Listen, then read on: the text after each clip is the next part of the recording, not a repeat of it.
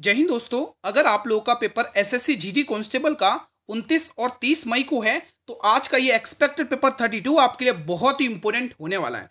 मैं इस वीडियो में दोस्तों एसएससी जीडी कांस्टेबल के लिए मोस्ट इंपॉर्टेंट क्वेश्चंस लेके आया हूं दोस्तों, जो एग्जाम में आगामी डेट्स में पूछेगा दोस्तों आपसे। तो ये क्वेश्चन जरूर अटेंड करें, इन टॉपिक्स को जरूर पढ़ें, यहीं से क्वेश्चन आने वाले हैं एग्जाम में। तो पहला क्वेश्चन आपकी स्क्रीन पर है, मेहरौली लौह स्तंभ का निर्माण किस गुप्त शासक के काल में हुआ था? बहुत इंपॉर्टेंट क्वेश्चन है। चलिए आप मुझे ये बताइए कि आपका पेपर किस डेट में है, किस शिफ्ट में है और अभी तक एडमिट कार्ड जारी हुआ या नहीं हुआ, बताइए दोस्तों।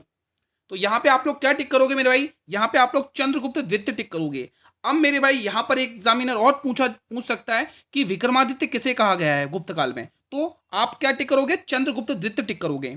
अब जैसे क्वेश्चन नंबर सेकंड आपकी स्क्रीन पर है, गुप्त साम्राज्य के किस शासक ने परम भागवत की उपाधि धारण की थी? ये भी महत्वपूर्ण प्रश्न है। देखो, गुप्त काल और मौर्य काल आपको अच्छे से पढ़ने, यहां से क्वेश्चन भर भर के पूछ रहा है। तो यहाँ पे समुद्रगुप्त टिक करना है, जिसे भारत का नेपोलियन कहा जाता है मेरे भाई, ठीक है। क्वेश्चन नंबर 3 आपके स्क्रीन पर है, भांड पाथेर कहाँ का लोक नृत्य है? शानदार क्वेश्चन है, मतलब कि लोक नृत्य वाला टॉपिक भी आपको क्लियर करना है। हर शिफ्ट में 2 क्वेश्चन पूछे जा रहे हैं। यहां पर आपको कश्मीर टिक कर लेना है, ऑप्शन नंबर बी।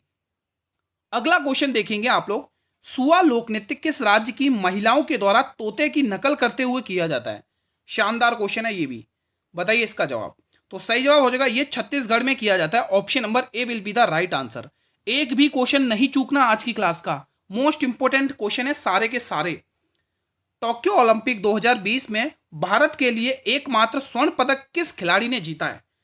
देखो, उस पदक से रिलेटेड पूछे जा रहे कि प्रथम विजेता कौन था, ऐसे क्वेश्चन पूछे जा रहे हैं ना। तो यहां पे आपको टिक करना है Neeraj Chopra, option number B.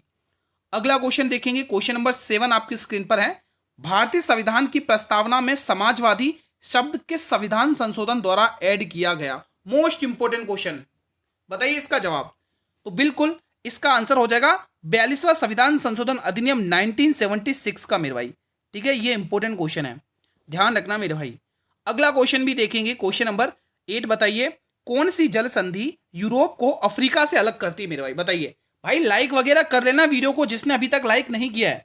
तो बताएंगे यहाँ पे आंसर आएगा जिब्राल्टर संधि, ऑप्शन नंबर बी।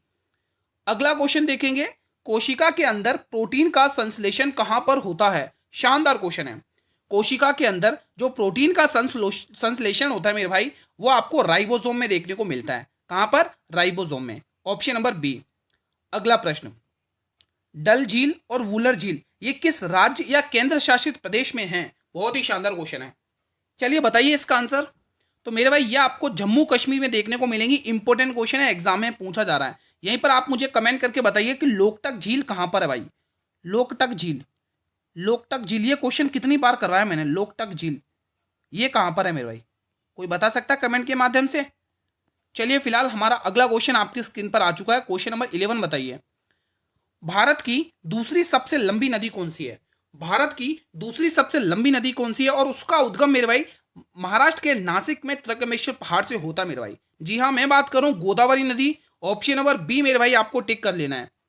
अगला क्वेश्चन, अगर आप चाहते हो ना मेरे भाई कि क्लास इसी टाइम से डेली चले, पीडीएफ भी मिले, तो आप लोग चैनल को जरूर सब्सक्राइब कर लेना, बेल नोटिफिकेशन बेल को जरूर प्रेस कर लेना, ठीक है मेरे भाई। क्वेश्चन नंबर 12 आपकी स्क्रीन पर है, चंद्रगुप्त प्रथम की पत्नी का नाम पूछा गया था मेरे भाई, उसी आधार पर मैं आपके लिए कुमार देवी किस वंश से आधारित थी, ये क्वेश्चन ने पूछा है।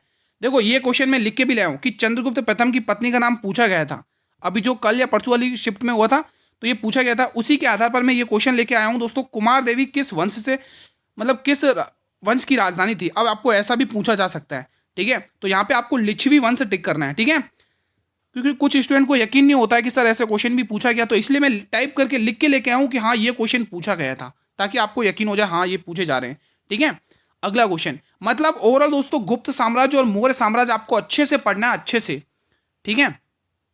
अनुच्छेद 21 का ए जो किससे संबंधित है? शिक्षा के अधिकार से। ये किस संविधान संशोधन द्वारा जोड़ा गया? अब ध्यान से सुनोगे आप लोग, ध्यान से सुनना है दोस्तों। ये जोड़ा गया दोस्तों, सबसे पहले आप 86वां संविधान संशोधन अधिनियम, इसी में दोस्तों 6 से 14 वर्ष के बच्चों के लिए दोस्तों शिक्षा निःशुल्क करी गई है। और यहीं पे दोस्तों आपको एक चीज और ध्यान रखना है, इसी संशोधन के तहत 11वां मौलिक कर्तव्य और जोड़ा गया। ये पॉइंट बहुत इंपॉर्टेंट है, 11वां मौलिक कर्तव्य, इसे इग्नोर नहीं करना है, एग्जाम में पूछेगा फिर मत बोलना, ठीक है, ठीक है मेरे भाई। तो 11वां मौलिक कर्तव्य आपको याद कर लेना है। Option number C will be the right answer. अगला क्वेश्चन देखेंगे आप लोग, क्वेश्चन नंबर 14, डबल फॉल्ट शब्द किस खेल से संबंधित है? डबल फॉल्ट शब्द किस, देखो शब्दावली से क्वेश्चन आ रहे हैं, स्पोर्ट के तो 2 क्वेश्चन फिक्स है हर शिफ्ट में। यहां से बताइए इसका आंसर क्या होगा? तो ये इसका जो संबंध है ना डबल फॉल्ट, ये टेनिस से संबंधित है। अगला प्रश्न देखेंगे, मौर्य वंश के अंतिम शासक कौन थे जिनकी हत्या पुष्यमित्र शुंग ने की थी और शुंग वंश की स्थापना भी की थी मेरे भाई? जी हाँ दोस्तों, सही जवाब हो जाएगा बृहद्रथ। ठीक है मेरे भाई, option number C will be the right answer. अगला क्वेश्चन देखेंगे आप लोग, क्वेश्चन नंबर 16। देखो आपको पूछा था काजीरंगा राष्ट्रीय उद्यान दोस्तों किस राज्य में है, या फिर ऐसा पूछा था उसमें किस प्रकार क्या पाए जाते हैं दोस्तों, एक सींग वाले गेंडे पाए जाते हैं। लेकिन अब आपको एग्जामिनर ये भी पूछ सकता है कि नामदफा नेशनल पार्क किस राज्य में स्थित है? तो मेरे भाई आप टिक करोगे Arunachal Pradesh, option number D will be the right answer. अगला क्वेश्चन देखेंगे आप लोग, क्वेश्चन नंबर 17। कुचिपुड़ी शास्त्र नृत्य के प्रसिद्ध गुरु वेम्पति चिन्ना सत्यम को किस वर्ष पद्म भूषण मिला है? बहुत ही शानदार क्वेश्चन है। तो यहां पे आपको टिक करना है 1998 में, option number A will be the right answer. अगला क्वेश्चन देखेंगे, क्वेश्चन नंबर 18 आपके स्क्रीन पर है। अनुच्छेद 51 का ए के तहत वर्तमान में कुल कितने मौलिक कर्तव्य हैं? मेरे भाई 10 मौलिक कर्तव्य जोड़े गए थे, कौन से संविधान संशोधन के नियम के तहत? आपको पता ही होगा 42वां संविधान संशोधन अधिनियम के तहत दोस्तों। ठीक है, लेकिन जो 11वां मौलिक कर्तव्य जोड़ा गया वो मैं आपको बता चुका हूं। ठीक है, तो यहां पे आपको क्या टिक करना है मेरे भाई?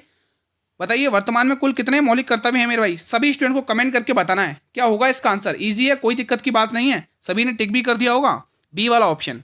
बढ़े हैं अगले क्वेश्चन की तरफ। अगला क्वेश्चन, चलिए ये वाला बताइए, नर्मदा बचाओ आंदोलन का नेतृत्व किसने किया था? जब दोस्तों ये आंदोलन हुआ था ना दोस्तों, तब उसका नेतृत्व किसने किया था, ये आपसे क्वेश्चन ने पूछा। तो इसका नेतृत्व किया था मेधा पाटकर ने, option number B will be the right answer. ठीक है, सरदार सरोवर बांध के लिए हुआ था ये आंदोलन। भारतीय संविधान का मेघना काटा किसे कहा जाता है? बहुत बहुत इंपॉर्टेंट है भाई, बहुत ही इंपॉर्टेंट है। चलिए बताइए, देखो भाग 3 में मौलिक अधिकार हैं, और मौलिक अधिकार हमने किसके संविधान से लिए? मेरे भाई मिस मत करना एक भी पॉइंट, यहां पे आपको सारे पॉइंट कवर करवाऊंगा जो एग्जामिनर पूछेगा, ध्यान से सुनना बस आप लोग। ठीक है, स्किप मत करना। मौलिक अधिकार, अब आप यहाँ पे कहोगे मौलिक अधिकार हमने किसके कौन से मतलब भाग में कहा गया, इसका वर्णन 3रे भाग में। अब आपको ये पूछेगा इसका हमने किसके संविधान से लिए, तो आपको टिक करना है यूएस से। क्या टिक करोगे? यूएस से टिक कर लोगे। ठीक है, अब भाग 4 क्या दोस्तों, आप लोगों को पता है डीपीएसपी है, क्या है डीपीएसपी। अब ये डीपीएसपी हमने किसके संविधान से लिए, तो आप यहीं पर टिक कर लोगे आयरलैंड के संविधान से, आयरलैंड के संविधान से। इनमें से एक आध क्वेश्चन तो पूछेगा ही पूछेगा एग्जामिनर। ठीक है, प्रस्तावना आपने किसके संविधान से ली, इसी को उद्देशिका कहा जाता है। ये वही उद्देशिका दोस्तों, जब जवाहरलाल नेहरू दोस्तों उद्देश्य प्रस्ताव लेके आए थे ना, उसी का दोस्तों एक रूप है प्रस्तावना। ठीक है, तो यहाँ पे प्रस्तावना हमने किसके संविधान से ली? यूएसए के संविधान से, संयुक्त राज्य अमेरिका। ठीक है मेरे भाई, बाकी मौलिक कर्तव्य तो आपको पता ही है, ये हमने रूस के संविधान से लिए। किसके संविधान से? रूस के संविधान से लिए। लेकिन मेघना काटा कहा जाता है वो भाग 3 है दोस्तों, जिसमें मौलिक अधिकार है मेरे भाई। क्या है? मौलिक अधिकार। मैं पूरी उम्मीद करूंगा कि चीजें क्लियर हैं, अच्छे से रिवीजन हो चुका है इस क्वेश्चन से। ठीक है, अगला क्वेश्चन, चंद्रगुप्त मौर्य ने अपने अंतिम दिन कहां पर बिताए थे मेरे भाई? जी हाँ दोस्तों, चंद्रगुप्त मौर्य ने दोस्तों सल्लेखना व्रत करके अपने प्राण त्याग दिए थे मेरे भाई, और अंतिम दिन उन्होंने बिताए थे दोस्तों श्रवणबेलगोला। श्रवणबेलगोला दोस्तों ये कहां पर है? कर्नाटक में मेरे भाई। कहां पर है? कर्नाटक में मेरे भाई। तो ये चीज भी आपको ध्यान में रख लेना है। बढ़े अगले प्रश्न की तरफ। ये वही चंद्रगुप्त मौर्य जिसके दरबार में कौन आया था? मेगस्थनीस आया था। किसका दूत बनकर आया था? सेल्यूकस निकेटर का दूत बनकर गया था। ठीक है, और मेगस्थनीस ने ही एक पुस्तक लिखी थी इंडिका, जिसमें पाटलिपुत्र का प्रकाशन बताया गया था। क्वेश्चन नंबर 22, जनगणना 2011 के अनुसार भारत में शिशु लिंगानुपात कितना दर्ज किया गया था? शानदार क्वेश्चन है भाई, बताइए कौन कौन बता सकता है इसका आंसर कमेंट बॉक्स में। तो जवाब आएगा 919, option number B will be the right answer. अगला क्वेश्चन, छऊ नृत्य की पुरुलिया शैली में मुखौटे का प्रयोग अनिवार्य है, यह मुख्य रूप से किस राज्य में प्रचलित है? It's a very important question मेरे भाई। बताइए दोस्तों, पुरुलिया शैली दोस्तों इंपॉर्टेंट है, यहां पर आपको पश्चिम बंगाल टिक कर लेना है। क्या टिक करना है मेरे भाई? पश्चिम बंगाल। अगला क्वेश्चन, भाई जिस एनर्जी के साथ मैं आपको पढ़ा रहा हूं उसी एनर्जी से अगर आप टिके रहे लास्ट तक तो आपको एग्जाम में बहुत बेनिफिट मिलेगा इन क्वेश्चन से मेरे भाई। ठीक है, सारे मोस्ट इंपोर्टेंट एक्सपेक्टेड क्वेश्चंस करवा रहा हूं जो एग्जाम में पूछे जा सकते हैं। बाबर ने किस युद्ध में जिहाद का नारा दिया और गाजी की उपाधि धारण की थी मेरे भाई? बताइए, बहुत इंपोर्टेंट क्वेश्चन है। चलिए बताइए, तो यहां पे आपको क्या टिक रहा है? खनवा का युद्ध दोस्तों, खनवा का युद्ध। ठीक है, तो यहां पे डी वाला ऑप्शन आपको टिक कर लेना, option number D will be the right answer. ठीक है दोस्तों, गाजी की उपाधि किस युद्ध में धारण की थी? खनवा का युद्ध। याद रखना, एग्जाम में पूछा जाता है।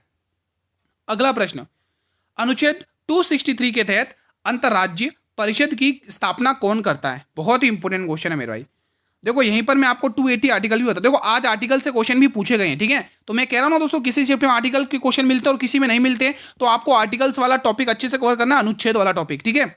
तो ये दोस्तों वित्त आयोग से संबंधित है, वित्त आयोग। और 16वें वित्त आयोग के अध्यक्ष कौन है? अरविंद पनगड़िया साहब, ध्यान रखना, ठीक है। वित्त आयोग से रिलेटेड है। आपसे पूछा है इसकी स्थापना कौन करता है मेरे भाई? तो राष्ट्रपति टिक कर लेना, option number C will be the right answer. अगला क्वेश्चन, भारत के किस संविधान संशोधन को लघु संविधान कहा जाता है? अब बिल्कुल स्किप नहीं करना, आप ध्यान से सुनना है। जहां मैं आपको कहूं ना स्किप बिल्कुल नहीं करना, वहां आप ध्यान से सुनो, आपके बहुत सारे क्वेश्चंस का रिवीजन करवाने की गारंटी मैं आपको देता हूं। अब ध्यान से सुनो, लघु संविधान, ये क्वेश्चन पूछा भी गया और इंपोर्टेंट भी है। देखो आपको पहले तो टिक करना आंसर 42वां संविधान संशोधन 1976 का तहत, ठीक है। इसी के तहत सेक्युलर वर्ड भी जोड़ा गया, इसी को मिनी कॉन्स्टिट्यूशन कहा जाता है। अब ध्यान से सुनो, 44वां संविधान संशोधन अधिनियम 1978 का आपको ध्यान में रखना है। इसमें क्या हुआ था? इसमें संपत्ति के अधिकार को हटाकर इसको एक लीगल राइट यानी लीगल कानून बना दिया आर्टिकल 300A के तहत, ठीक है। तो संपत्ति के अधिकार को समाप्त किया गया इसी संशोधन के तहत, संपत्ति के अधिकार को समाप्त किया गया। याद कर लेना, एग्जामिनर पूछेगा आपसे, संपत्ति के अधिकार को समाप्त कर दिया, ठीक है। 73वां संविधान संशोधन 1992 का है, ठीक है। अब इसमें आपको क्या ध्यान रखना है, इसमें ये पंचायत, इसी के तहत पंचायत को पंचायती राज का दर्जा दिया गया था, पंचायत से संबंधित है, तो मैं डायरेक्ट पंचायत ही लिख रहा हूँ शॉर्ट में, ठीक है। अब इसमें आपसे पूछेगा पंचायत में कितने विषय होते हैं दोस्तों? टोटल कुल 29 विषय होते हैं। कितने विषय होते हैं मेरे भाई? कुल 29 विषय होते हैं, ठीक है। विषय का भी ध्यान रखना। यहीं पर दोस्तों 101वां संविधान संशोधन किससे संबंधित है? ये मेरा आपसे क्वेश्चन है, आप मुझे कमेंट के माध्यम से रेस्पॉन्स कर सकते हैं, ठीक है मेरे भाई। चलिए अगला क्वेश्चन मेरे भाई आपके स्क्रीन पर है, क्वेश्चन नंबर 27 का आंसर मुझे दीजिए। क्वेश्चन कह रहा है संसदीय विशेष अधिकार का वर्णन संविधान के किस अनुच्छेद में? अब यहां पर भी आपको ध्यान से सुनना है, ठीक है। तो पहले आपको आंसर टिक करवा देता हूं, आर्टिकल 105 टिक कर लेना है, ठीक है। यहां पर आपको संयुक्त बैठक ध्यान रखना है। क्या ध्यान रखोगे? संयुक्त बैठक आप लोगों को ध्यान में रखना है। और संयुक्त बैठक दोस्तों बुलाता कौन है? ये एग्जाम के पॉइंट ऑफ व्यू से बहुत इंपॉर्टेंट है। तो ये राष्ट्रपति बुलाता है। कौन बुलाता है मेरे भाई? राष्ट्रपति बुलाता है। एग्जाम के पॉइंट ऑफ व्यू से इंपॉर्टेंट फैक्ट बनता है। इसमें आपको मनी बिल देखने को मिलेगा, जिसको आप धन विधेयक कहते हो। क्या कहते हो? धन विधेयक, ठीक है। तो ये चीज आपको ध्यान में रख लेनी है। अगला क्वेश्चन आपकी स्क्रीन पर आ चुका है। अब ये भी इंपॉर्टेंट क्वेश्चन है भाई, फतेहपुर सीकरी। फतेहपुर सीकरी में स्थित इबादत खाने का निर्माण अकबर ने किस उद्देश्य से करवाया था? 1575 के समथिंग इसकी स्थापना हुई थी, फतेहपुर सीकरी, ठीक है ना दोस्तों। गुजरात अभियान की विजय के उपलक्ष्य में है ना। तो इबादत खाने का जो निर्माण करवाया था वो इसलिए करवाया ताकि धार्मिक चर्चाएं की जा सके उसमें, ठीक है। तो यहां पर आपको बी वाला ऑप्शन टिक कर लेना है। अगला प्रश्न देख लेंगे आप लोग। क्वेश्चन नंबर 29 बताइए आप लोग, 1764 के बक्सर युद्ध के समय दिल्ली का सम्राट कौन था? देखो बक्सर का तो आपको पता चल चुका है 1764, लेकिन एग्जैक्ट डेट आपको पूछता है। तो 22 अक्टूबर ध्यान रखना मेरे भाई। क्या ध्यान रखोगे? 22 अक्टूबर। क्या ध्यान रखोगे मेरे भाई? 22 अक्टूबर 1764 की ये पूरी डेट याद रखना मेरे भाई, ठीक है। और उस समय दोस्तों दिल्ली पर जो मुगल सम्राट बैठा था मेरे भाई, वो कौन था मेरे भाई? मुगल बादशाह कौन था बताइए? पता है क्या आपको इसका आंसर? नहीं पता तो फिर ध्यान से देख लेंगे, शाह आलम द्वितीय आपको टिक कर लेना है, ठीक है। अगला प्रश्न भी देख लेते हैं, क्वेश्चन नंबर 30। राजराजेश्वर मंदिर का निर्माण किस चोल शासक ने करवाया था मेरे भाई? बताइए।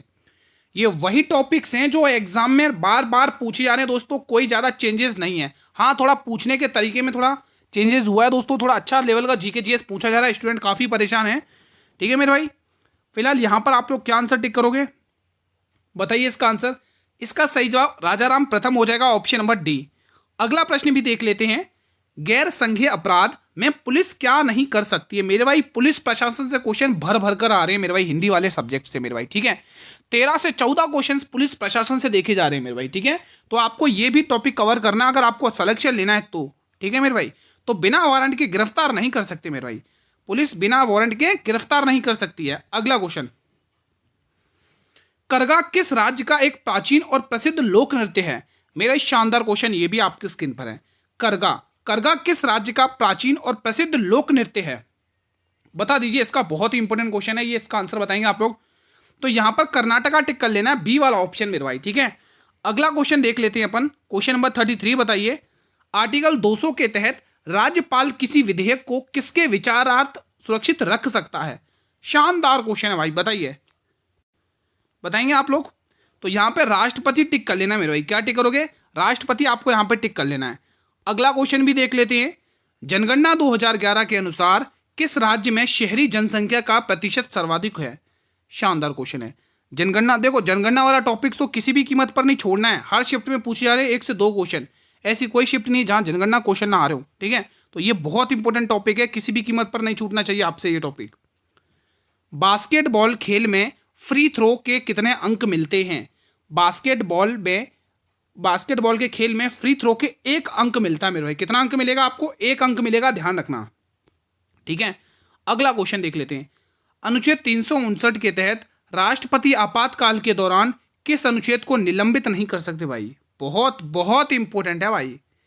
आपातकाल दोस्तों आप सभी को पता है 352 से लेकर 360 तक रहता है, ठीक है। अब जिसमें कुछ इंपॉर्टेंट आर्टिकल भी आ जाते हैं, जैसे 360 आ जाता है, किससे संबंधित है 360 बताइए? आर्टिकल 356 आ जाता है जिसमें राष्ट्रपति शासन संबंधित है, ठीक है। तो यहाँ पे आपको ध्यान रखना है, राष्ट्रपति आपातकाल के दौरान आर्टिकल 20 और आर्टिकल 21 को निलंबित नहीं कर सकता मेरे भाई, ठीक है। अगला क्वेश्चन भी देख लेते हैं। बौद्ध धर्म के प्रचार के लिए अशोक ने श्रीलंका में किसे भेजा था? बहुत बहुत इंपॉर्टेंट है, चलिए बताइए इसका आंसर। बौद्ध धर्म के प्रचार के लिए अशोक ने श्रीलंका भेजा था, उनका नाम था महेंद्र और संघमित्रा, ठीक है। बी वाला ऑप्शन बिल्कुल परफेक्ट हो जाएगा। अगला क्वेश्चन, भारतीय संविधान की 11वीं अनुसूची में कुल कितने विषय शामिल हैं? अगर आपने कंसिस्टेंसी से पढ़ाई करी है स्टार्टिंग से अभी तक, अभी जैसे मैंने क्लास स्टार्ट करी थी उसमें मैंने बताया था कि पंचायत में कुल कितने विषय, अगर आपने एक्टिव होकर ध्यान से सुना था, मैंने बोला भी था स्किप मत करना, अब तो आपने इसका आंसर बी वाला टिक कर लिया होगा। अगर नहीं सुना होगा तो आपने कुछ गलत आंसर ही टिक किया होगा, ठीक है मेरे भाई। तो ध्यान रखना। अब यहाँ पे कुछ इंपॉर्टेंट फैक्ट है, स्किप मत करना, ध्यान से सुनो। मूल संविधान में कितनी अनुसूची थी? 8 अनुसूची। कितनी थी? 8 अनुसूची।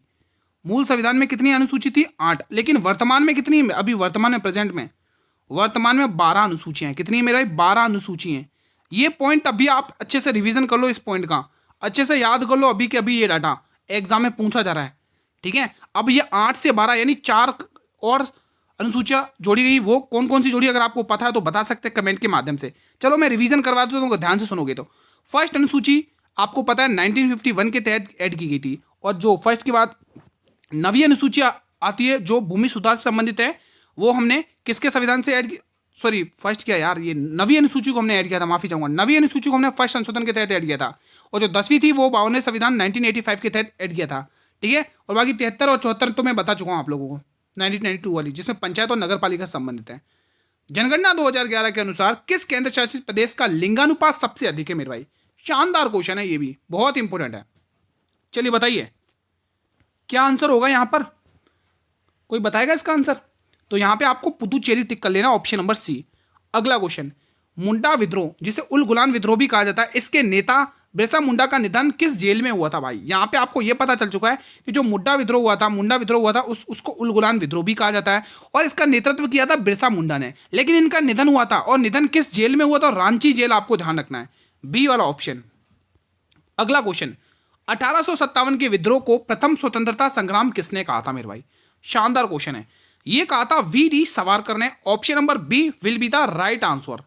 अगला क्वेश्चन, अनुच्छेद 39 का ए के तहत समान न्याय और मुक्त कानूनी सहायता किस संशोधन के द्वारा जोड़ा गया था? यह भी शानदार क्वेश्चन है मेरे भाई, बहुत बहुत इंपॉर्टेंट है। तो यहां पे जवाब आएगा 42वां संविधान संशोधन 1976 के तहत। 52वां मैंने पढ़ा दिया, 44वां मैंने पढ़ा दिया, 61वां संशोधन में आप क्या ध्यान रखोगे? 61 में ध्यान रखोगे दोस्तों, आयु 21 वर्ष से 21, मतदान आयु 21 वर्ष से, मतदान आयु लिख देते हैं यहाँ पे, ठीक है। मतदान आयु इंपॉर्टेंट आर्टिकल है, मतदान इंपॉर्टेंट संशोधन है। मतदान आयु 21 से 18 वर्ष कर दी गई, याद कर लो, अभी के अभी मोस्ट इंपोर्टेंट क्वेश्चन है। यहीं पर एक और संशोधन इसी के साथ याद और कर लो, ये 69 वाला 69वां संशोधन। इसके तहत दोस्तों दिल्ली को राष्ट्रीय राजधानी का दर्जा, दिल्ली को राष्ट्रीय राजधानी का दर्जा, ठीक है। ये दोनों संशोधन याद कर लो अभी के अभी, राजधानी, ठीक है। ये अभी के अभी याद कर लो, एग्जाम के पॉइंट ऑफ व्यू से इंपॉर्टेंट क्वेश्चन है मेरे भाई, ठीक है। अगला क्वेश्चन भी देख लेते हैं, रंपा विद्रोह का नेतृत्व करने वाले अल्लारू सीताराजू किस राज्य से संबंधित हैं? आपको पता है ये कब हुआ था विद्रोह? 1922 के तहत, मतलब कि 1922 से लेकर 1924 के बीच में हुआ था। तो यहाँ पे आपको आंध्र प्रदेश टिक कर रहे हो क्या आप लोग? अगर आंध्र प्रदेश टिक कर रहे हो बी वाला ऑप्शन तो बिल्कुल सही टिक कर रहे हो मेरे भाई। अगला क्वेश्चन, अनुच्छेद 141 के तहत राष्ट्रपति किससे परामर्श ले सकता है? शानदार, ये भी क्वेश्चन है मेरे भाई। तो यहाँ पे सर्वोच्च न्यायालय से मेरे भाई, किससे? सर्वोच्च न्यायालय से ले सकते हैं मेरे भाई, ठीक है। अगला और अंतिम प्रश्न देख लेते हैं क्लास का। अगला और अंतिम प्रश्न भी शानदार क्वेश्चन है। क्वेश्चन कह रहा है घराड़ी किस केंद्र शासित प्रदेश का एक प्रसिद्ध लोक नृत्य है? घराड़ी किस केंद्र शासित प्रदेश का एक प्रसिद्ध लोक नृत्य, ये क्वेश्चन ने पूछा है। चलिए बताइए, किसी को पता है क्या इसका आंसर? बताइए। इसका तो आपने टिक कर लिया ना सर्वोच्च न्यायालय से, तो ये मेरे भाई ये पुदुचेरी का है। किसका है? पुदुचेरी आपको टिक करना है, ऑप्शन नंबर बी, ठीक है। तो फिलहाल मैं आज का सेशन यहीं पर वाइंड अप करता हूँ। बताइए कैसा रहा आप लोगों का रिवीजन? 45 में से आप लोगों ने कितने क्वेश्चन बना लिए इजी से? सभी स्टूडेंट को कमेंट के माध्यम से रेस्पॉन्स करना है मेरे भाई। चीज़ें क्लियर हैं, सारी चीज़ें क्लियर हो चुकी है, अच्छे से रिवीजन हो चुका है, तो आप मुझे ये बटन दबाकर रेस्पॉन्स कर दें कि गुरु सारी चीज़ें क्लियर हैं। वीडियो को लाइक कर लें और हर एक स्टूडेंट तक शेयर करो भाई, जिनका भी 29 और 30 को पेपर है, ठीक है। अभी एक दिन का गैप है क्योंकि 28 को दोस्तों ईद है, आप सभी को पता हॉलीडे, ठीक है। तो 29 को पेपर और 30 को पेपर है, तो आप मुझे उन तक स्टूडेंट तक पहुंचा दो। फेसबुक, व्हाट्सअप, इंस्टाग्राम, टेलीग्राम, जिस भी प्लेटफॉर्म तक रीच है, हर जगह वीडियो को शेयर करो और अपने सभी मित्रों तक ये वीडियो पहुंचा दो मेरे भाई, ठीक है। और एक और इंपॉर्टेंट चीज़ आप लोगों के लिए ही है कि आप कमेंट करोगे फिर बाद में कि सर पीडीएफ कहाँ पर मिलेगी। तो पीडीएफ का जिक्र मैं लास्ट में ही करता हूँ, और पीडीएफ आपको टेलीग्राम चैनल पर मिलेगी, जिसका लिंक मैंने इसी वीडियो के डिस्क्रिप्शन बॉक्स में दे रखा है, ठीक है। वहाँ पर आपको अभी तक जितने भी एसएससी जीडी क्लास कांस्टेबल की क्लासेस हुई हैं इस चैनल पर, उन सभी की पीडीएफ अवेलेबल है। आप जाइए, डाउनलोड करिए, रिवीजन में लग जाइए, ठीक है। और हाँ, अगर आप चाहते हो कि ये क्लास डेली इसी टाइम 8 बजे चले, तो आप चैनल को दोस्तों सब्सक्राइब जरूर कर लेना मेरे भाई। ये आपके काम का बहुत चैनल है दोस्तों। आगे दोस्तों मैं एक चीज़ और बता देता हूँ, इसी चैनल पर दोस्तों अब जल्द ही आपके जो एनटीपीसी अंडर ग्रेजुएट का पेपर होने जा रहा है दोस्तों 13, 14 और 16 से 21 जून तक है, उसकी क्लासेस भी जल्द ही चालू होने वाली है मेरे भाई, ठीक है। तो मिलेंगे दोस्तों नेक्स्ट क्लास में, तब तक के लिए जय हिंद, जय भारत।